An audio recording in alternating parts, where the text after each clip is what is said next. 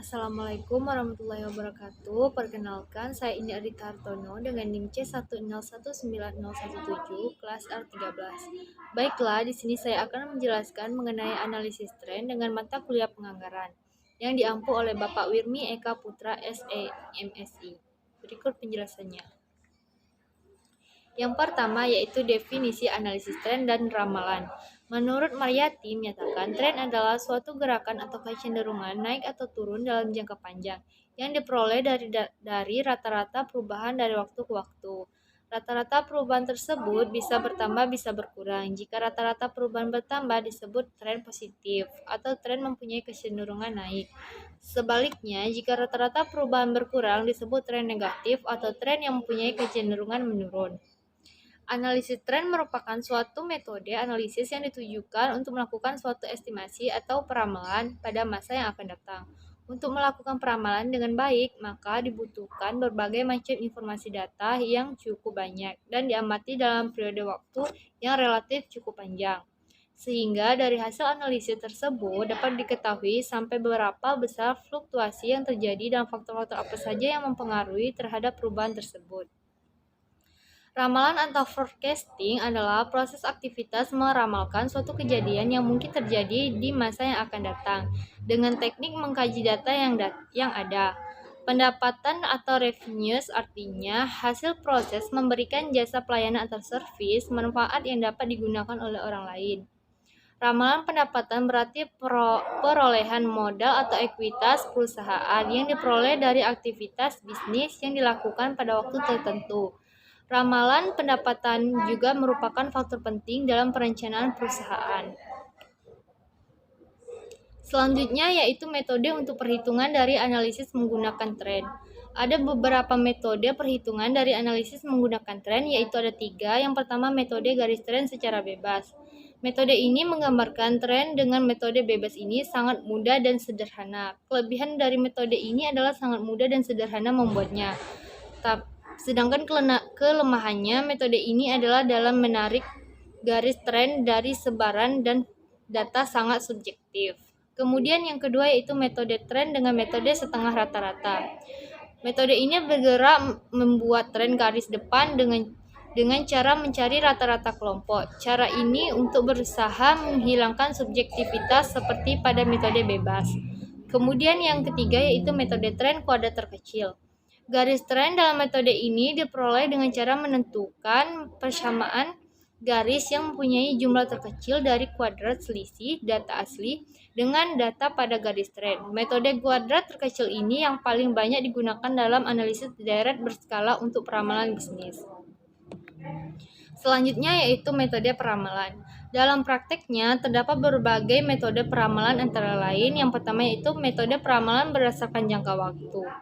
Metode peramalan berdasarkan jangka waktu ini dibagi lagi menjadi 3, yaitu peramalan jangka pendek, peramalan jangka menengah, dan peramalan jangka panjang. Yang kedua yaitu metode peramalan berdasarkan metode menjadi 2, yaitu yang pertama metode peramalan kuantitatif, yang kedua yaitu metode kualitatif. Metode peramalan kuantitatif ini dibagi lagi menjadi 2, yaitu model seri waktu atau metode deret berkala dan model atau metode kausal. Yang kedua yaitu metode kualitatif. Metode kualitatif umumnya bersifat subjektif, dipengaruhi oleh intuisi, emosi, pendidikan, dan pengalaman seseorang. Oleh karena itu, hasil peramalan dari satu orang dengan orang lain dapat berbeda. Kemudian macam-macam analisis tren.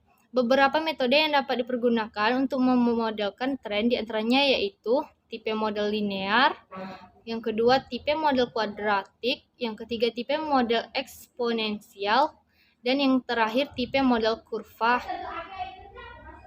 Tipe model linear, tren linear adalah suatu tren yang dikenai atau penurunan nilai yang akan diramalkan naik atau turun secara linear. Yang kemudian tipe model kuadratik.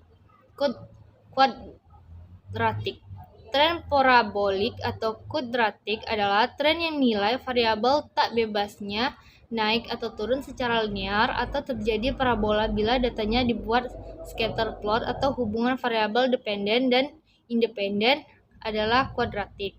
Kemudian tipe model eksponensial. Tren eksponensial ini adalah sebuah tren yang nilai variabel tak bebasnya naik secara berlipat ganda atau tidak linear. Kemudian tipe model kurva S. Tren model kurva S digunakan untuk model tren logistik peer rate. Tren ini digunakan untuk data runtun waktu yang mengikuti kurva bentuk S. Kemudian kegunaan analisis tren. Secara umum, semua anggaran termasuk analisis tren peramalan atau forecasting, anggaran pendapatan atau penjualan mempunyai 3 kegunaan pokok. Yang pertama yaitu pedoman kerja, yang kedua sebagai alat pengkoordinasi kerja, yang ketiga